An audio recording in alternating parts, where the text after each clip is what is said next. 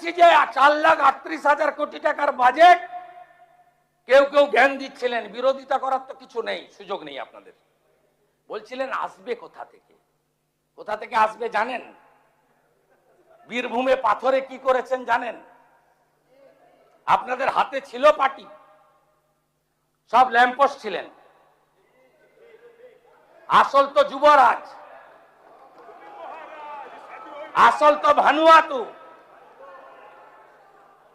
প্রতিবাদ করেননি, আমার বুকের পাটা ছিল, আমি প্রতিবাদ করেছি।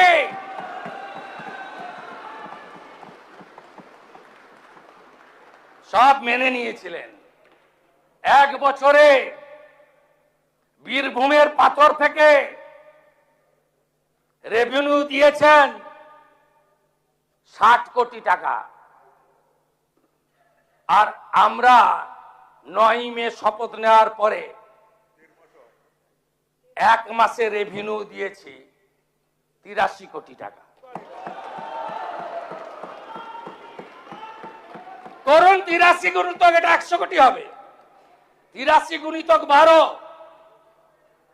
1200 কোটি। পশ্চিমবঙ্গ সরকারের অ্যাকাউন্টে 100 কোটি, বাকি 1100 কোটি ক্যামাক স্ট্রিট হয়ে দুবাই। ভুল করে গেছেন। প্রাক্তন পিএইচই মন্ত্রী আছেন,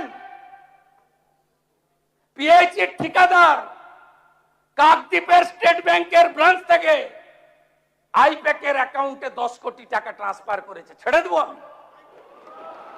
আপনি ভেবেছেন ছেড়ে দেব? ছেড়ে আমি দেব না।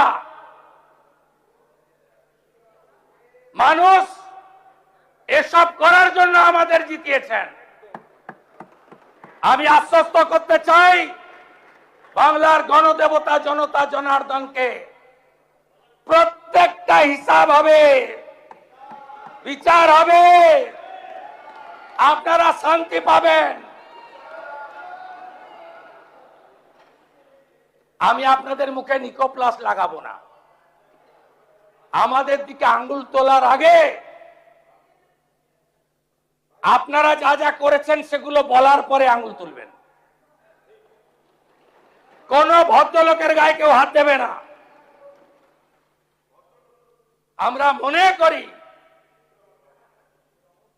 যে শোভনদেব চট্টোপাধ্যায়দের মতো বেশ কয়েকজন ভদ্র রাজনীতিবিদ আছেন, সবাইকে মিলিয়ে ফেলবেন না।